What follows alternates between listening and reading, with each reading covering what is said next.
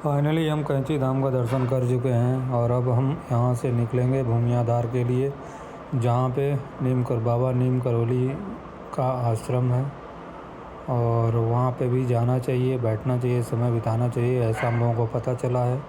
इसलिए हम लोग भूमियाधार की तरफ जाएंगे और वहाँ पे भी दर्शन करेंगे बाबा का, और उनका आश्रम है वहाँ पे समय बिताएंगे। तो यहाँ पे हम लोग खड़े हैं बिल्कुल भीमताल में, जहाँ पे हम लोग ठहरे थे, स्टे था हमारा, वहाँ पे ठहरे हुए थे, जहाँ से सुबह ही निकल चुके हैं। अब यहाँ से आगे का सफ़र तय करेंगे और दर्शन करके बहुत ही आनंद आया, यहाँ पे समय बिता के बहुत आनंद आया। नैनीताल भी हम घूम ही चुके हैं, नैनीताल कर चुके हैं। अब उसके बाद जो है यहाँ से सीधे निकलेंगे भूमियाधार, उसके बाद फिर हम लोगों को निकलना है ऋषिकेश के लिए, जो कि बिल्कुल पहले हम लोगों को लगता था कि यहीं अगल बगल से कोई रास्ता होगा, उधर से ही निकल लेंगे, पर ऐसा कुछ नहीं है। हम लोगों को रिटर्न फिर जाना पड़ेगा हल्द्वानी की तरफ, और वहाँ से फिर बरेली, समझो आप बरेली से या फिर कोई एक और रूट मिलेगा शायद, लेकिन जाना वही है, वापस ही जाना है हम लोगों को। और ऐसा कुछ नहीं है कि आप इधर से ही निकल जाओ ऋषिकेश, दोनों अपोजिट डायरेक्शन में है, ऐसा हमें पहले नहीं पता था। और यहाँ के जैसे कि आप रास्ते देख सकते हैं, क्या ही सकरे रास्ते हैं भाई, पहाड़ी एरिया है। और हम लोगों ने शॉर्टकट ले लिया है, देखते हैं। गाड़ी का तो यहाँ पे टेस्ट हो जाता है, आप कितनी भी, मेरी ये गाड़ी न्यू बाइक है, और जब यहाँ के पीक पर चढ़ना पड़ता है ना इसको, तो समझ में आ जाता है कि क्या है। अगर कोई न्यू बाइक ले रहा है, न्यू व्हीकल कोई भी ले रहा है, उसे तो उत्तराखंड में उसका टेस्ट ज़रूर होना है, ठीक है। हम लोग मैदानी क्षेत्रों में बाइक हो या कोई व्हीकल हो चलाते हैं तो पता नहीं चलता उसके इंजन का, लगता है कितना पावर है, लेकिन जब आप इन पहाड़ों पे आते हैं ना, तो आपको समझ में आता है कि पावर जैसा कुछ नहीं है। जो सचमुच पावरफुल होती है उनका तो कोई नहीं, वो तो अपना फिर अपने हिसाब से चली जाती हैं। लेकिन जिस बाइक पे मैं हूँ, और ये बाइक है यामाहा की FZ हाइब्रिड, मुझे लगता है हाइब्रिड की वजह से इसकी पावर कम कर दी गई है और स्पीड भी, तो एवरेज के वजह से कुछ तो समझौता करना पड़ता है। इसकी हालत पस्त है, ये अलग बात है कि हम लोग डबल आदमी हैं, डबल बैठे हैं। मेरा वेट कम से कम 80 kg होगा, उस हिसाब से बैग भी, लगेज भी है, और पीछे वाला का भी कम से कम 55 kg तो होगा, 55, तो इस हिसाब से ठीक ही है। बाकी एवरेज इसका बहुत मस्त है, लेकिन भाई हालत पस्त हो जाती है इसकी। इन पहाड़ों में हमने देखा है, बिल्कुल न्यू बाइक है, ज़्यादा समय नहीं हुआ इसे लिए हुए। यहाँ पे चलने के बाद ही इसका सेकंड सर्विस शायद होगी। तो बाकी हम लोग इस बाइक को चला रहे हैं और पहाड़ों पे हम लोगों ने चलाया है, तो जिस तरीके से इसने परफॉर्मेंस दिया है, एवरेज में तो कोई वो नहीं, लेकिन पावर थोड़ी इसकी ड्रॉप होती है जब ये कोई पीक हम लोग चढ़ते हैं। और यहाँ पे जैसे हैं, सारा का सारा तो पहाड़ी माउंटेन ही है, मैदानी तरीके का रोड तो सिंपल कोई है ही नहीं, तो इसकी हालत पस्त हो जाती है। हाँ, अगर आप सिंगल होते, या मैं सिंगल, मतलब कि मैं अगर सिंगल बाइक लेके आया होता, पिलियन नहीं होता साथ में, तो शायद है कि ज़्यादा बेहतर होता।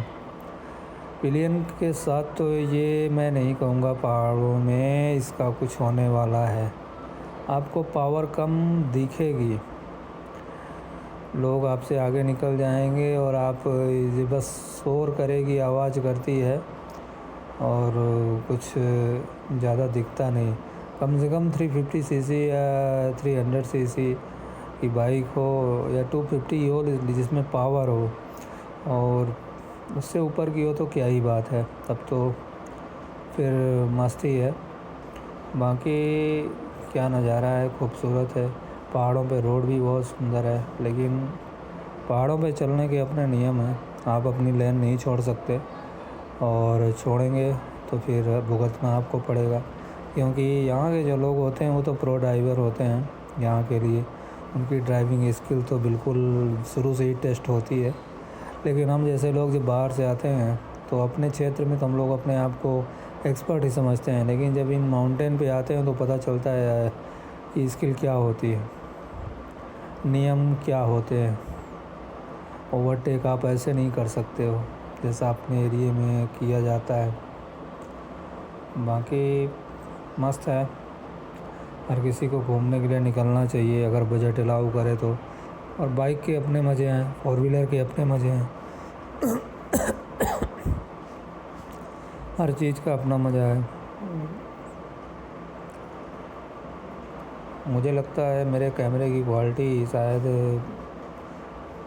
कैमरे के लेंस में शायद डस्ट आ गया है या कुछ भी ऐसा, क्योंकि वीडियो क्वालिटी सही नहीं दिखती है। देखते हैं वो कोई नया कैमरा लेते हैं, तब तक तो इसी से काम चलाना पड़ेगा। बाकी भूमियाधर जागने के बाद फिर हम लोग जब ऋषिकेश के निकलेंगे बाइक से, तो भाई राइडिंग तो बहुत हुई है और मुझे लगता है कि ऋषिकेश पहुंचने में भी काफ़ी समय लग जाएगा, कम से कम 6-7-8 घंटे तो लग ही जाएंगे। देखते हैं ऋषिकेश कब पहुंचते हैं। यहाँ से जाने के बाद ऋषिकेश एक्सप्लोर करेंगे और उसके बाद फिर हरिद्वार होते, जाना भी तो हरिद्वार होते हुए है, लेकिन सोच रहे हैं पहले ऋषिकेश जाएंगे, उसके बाद वहाँ से जब वापसी लेंगे तो हरिद्वार वापस आएंगे। ये कुछ लोग स्कूल जा रहे हैं, 2 लोग हैं। तो यहाँ पे बिल्कुल सुबह का टाइम है और हम लोगों ने ऐसा सीज़न चुना है कि जब ज़्यादा भीड़ क्राउड नहीं है। बाकी अगर आप ऐसे सीज़न में आते हो, ऐसा टाइम चुनते हो जब सारे लोग पहाड़ों की तरफ भागना चाहते हैं, यानी कि समर सीज़न में, तो दिक्कत होगी।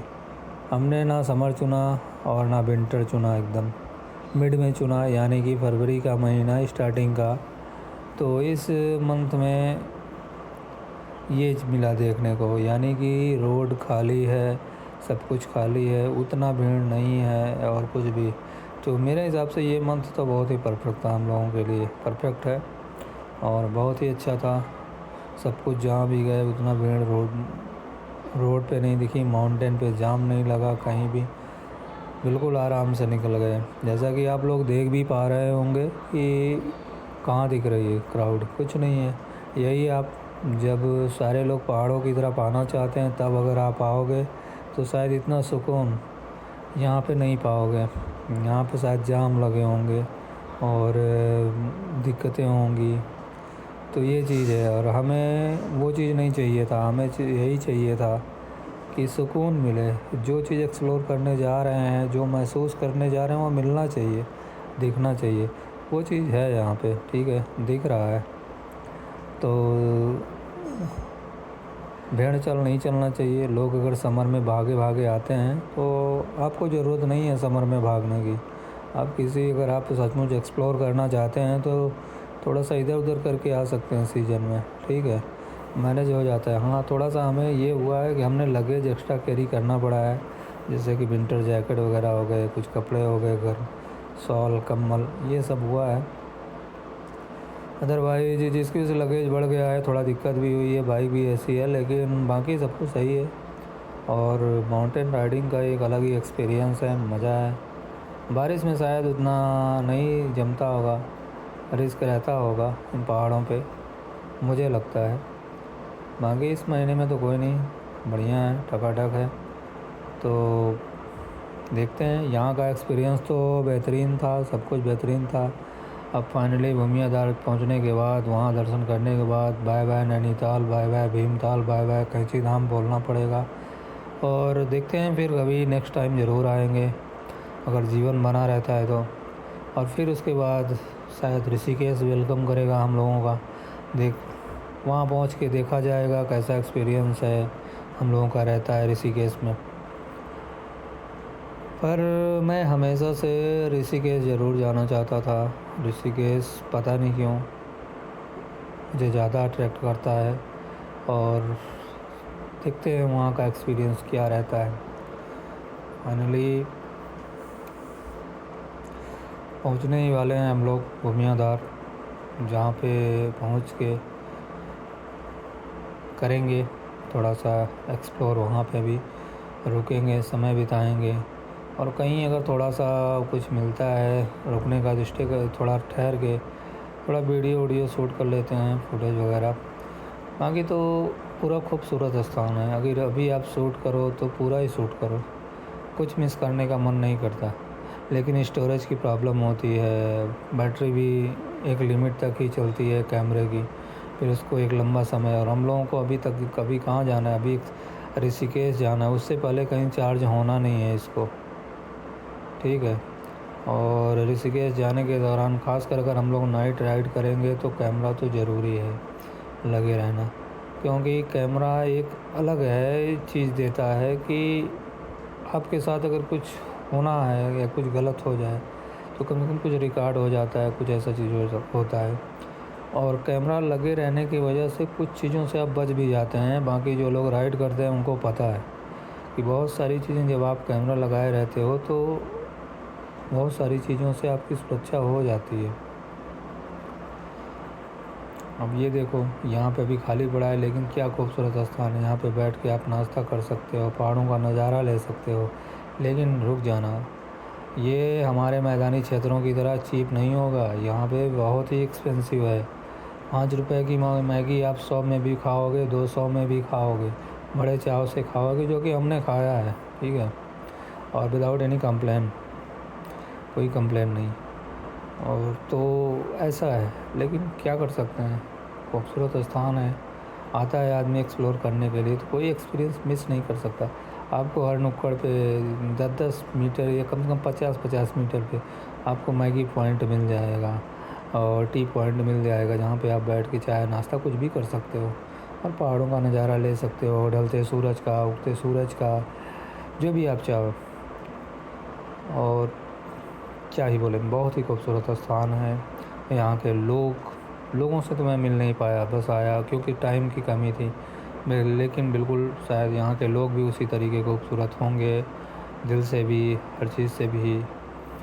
और इंटरेक्शन करने का मौका नहीं मिला, अगर मौका मिलेगा फिर कभी आएंगे समय लेके तो ज़रूर उनसे इंटरेक्शन करना चाहूँगा, उनके साथ समय बिताना चाहूँगा, बैठेंगे, बात करेंगे, तो मुझे उनके बारे में जानने का मौका मिलेगा।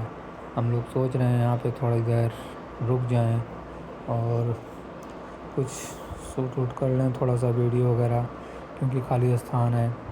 और बाकी पहाड़ों पर खाली जगह मिलना यार भाई बहुत मुश्किल है यहाँ पे, क्योंकि एक तो बहुत चौड़ी रोड होती नहीं है, ऊपर से पहाड़। और ये तो गनीमत है कि हम लोग आउट सीजन आए हैं, जिसकी वजह से थोड़ा बहुत स्पेस मिल जाता है, अदरवाइज ये इसकी स्पेस की बहुत कमी है। मुझे लगता है समर सीज़न में तो यहाँ पे हर जगह बिल्कुल ट्रैफिक जाम लगा रहता होगा, लोग इधर से उधर जाना आवागमन होता है, सिंगल रोड है।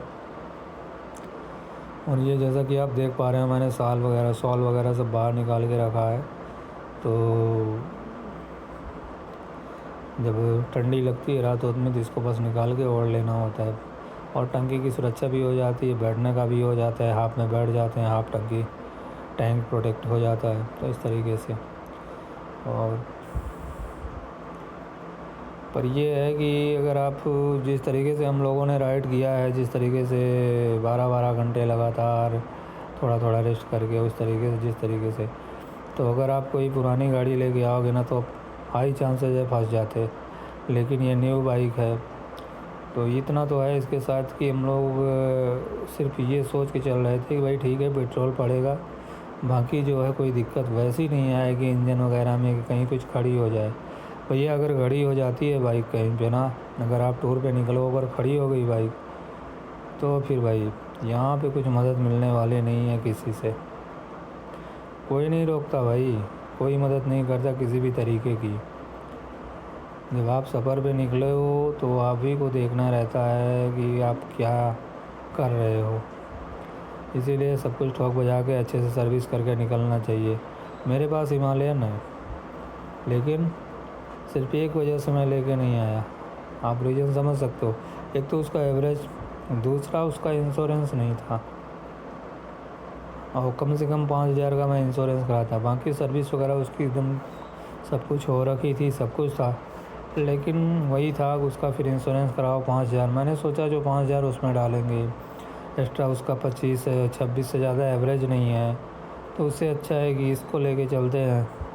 पैसे की बचत होगी, इंश्योरेंस का एक्स्ट्रा कराना नहीं पड़ेगा और एवरेज भी ठीक मिलेगा, उसमें हम लोग थोड़ा सा वो कर सकते हैं। लेकिन भाई उसकी बात अलग है, इसकी बात अलग है। अगर मैं वो लेके आता तो कम से कम लगेज के मामले में इतनी समस्या नहीं होती। ये जो बैग आप देख रहे हो ना मेरे हाथ में, ये कैसे ज़बरदस्ती करके इसमें डाले गए हैं कपड़े, इसकी हालत देख के आप अंदाज़ा लगा सकते हो, ठीक है। ये जो शॉल देख रहे हो आप, जगह ना होने की वजह से ये बाहर है, ठीक है। तो ये मेरे कंधे पे लटकता है, जगह नहीं है मेरे कंधे पे। और सामने वाला जो वीडियो वहाँ पे देखो, ये सामने जो है तो बैग जो बड़ा सा टंगा हुआ है उसके पीछे, वो बैग इतना बड़ा है। तो ये मेरे कंधे पे पूरा सफ़र टंगा रहेगा, यहाँ से ऋषिकेश जाने के दौरान और उधर से प्रयागराज से जो मैं आया, मेरे कंधे पे एक साइड का मेरा पूरा कंधा दर्द करने लगा। तो ये हालत में हम लोग आए हैं। तो ऐसी मिस्टेक कभी नहीं करना है। सबसे पहले ओवर लगेज बहुत ज़्यादा नहीं कैरी। दूसरी बात, लगेज रखने का ज़रूरी है व्यवस्था करना। और ये बाइक में सीट भी छोटी है, हम लोगों ने ये नहीं सोचा। हम लोग जिस तरीके से चले हैं ना, मुश्किल से 100-150 किलोमीटर की जर्नी ही कर सकते थे। लेकिन सोचो आप, हम लोगों को सिर्फ 15 किलोमीटर में पता चल गया था कि हालत पस्त होने वाली है, काश की बाइक चेंज कर पाते, लेकिन नहीं किए। एक मन मेरा हुआ था, 15-20 मिनट के बाद जब पता चल गया कि गलती हो गई है, तो मुझे लगा कि किसी को बोल दूँगा भाई तुम लाओ हिमालयन और इसको लेके जाओ। फिर ये हुआ चलो देखा जाएगा। और इसी चक्कर में इतनी पूरे यात्रा की, पूरे जर्नी की बजी पड़ी है। दिक्कतें ही दिक्कतें हुई हैं, सिर्फ एक हमारी मिस्टेक की वजह से, वो है लगेज बहुत ज़्यादा कैरी करना और उसकी व्यवस्था नहीं करना। कंधे पे आप इतना बड़ा बैग और ऐसे इस तरीके से बैग टांगे, अरे छोटा सा बैग हो तो ठीक है, आप नहीं कर सकते। और ये दिक्कत शायद हम लोगों के लिए सीख है, मेरे लिए खासकर, कि अगर मैं फिर किसी नेक्स्ट जर्नी पे जाऊंगा तो ऐसा कभी नहीं करूंगा। और क्यों बोला जाता है कि हर पर्पज़ के लिए हर बाइक हो या व्हीकल हो अलग होता है। क्रूजिंग टूरिंग के लिए बाइक अलग बनी है, क्योंकि उनमें स्पेस दिया जाता है कि आप लगेज कैरी कर सकते हैं अच्छे से। तो जिस पर्पज़ के लिए जो बाइक बनी है उस पर सूट करती है, उस पर आप राइडिंग कर सकते हो, कंफर्ट रहता है, सब कुछ रहता है। ये बाइक इस पर्पज़ के लिए बनी ही नहीं है। ये सिटी के लिए है, आप 100 किलोमीटर, 70 किलोमीटर, 50 किलोमीटर बड़े आराम से करो, कोई दिक्कत नहीं है। लेकिन हो गया, हम लोगों ने जोश जोश में इसको लेके सोचा चलो चलते हैं, क्या ही हो जाएगा। लेकिन हो गया भाई, बहुत ही दिक्कत हुई है। अभी तो ऋषिकेश जाना है, सो जाओ। और उसके बाद मैं ये सोच रहा हूँ ऋषिकेश से फिर घर भी जाना है।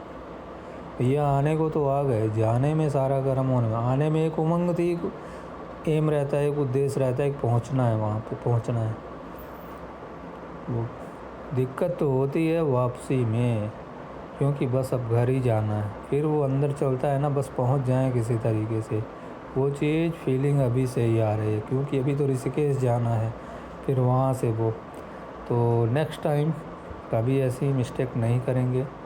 होपफुली सोच रहे हैं वही बाइक लेके आएंगे जो जिस पर्पज़ के लिए बनी है, उसका उसी तरीके से इस्तेमाल करेंगे। लगेज भी सही तरीके से लेंगे, जो ज़रूरी होगा वही लेके चलेंगे। और बाकी ये खूबसूरत नज़ारे हमेशा एक्सपीरियंस में रहेंगे। ये ब्यूटीफुल जो प्लेस है, माउंटेन व्यू है, ये सारे के सारे बहुत ही खूबसूरत एक मेमोरी बन गई है, जो कि हमारे माइंड में रहेगी हमेशा। कभी बैठेंगे, वीडियो जो शूट हो जाते हैं, याद आएगा यहाँ का एक्सपीरियंस और सब कुछ। और अगेन आप सभी को बहुत बहुत धन्यवाद हमारे साथ जुड़ने के लिए। बहुत ही खूबसूरत पहाड़ है, बहुत ही अच्छा नज़ारा है, जैसा कि आप देख पा रहे होंगे।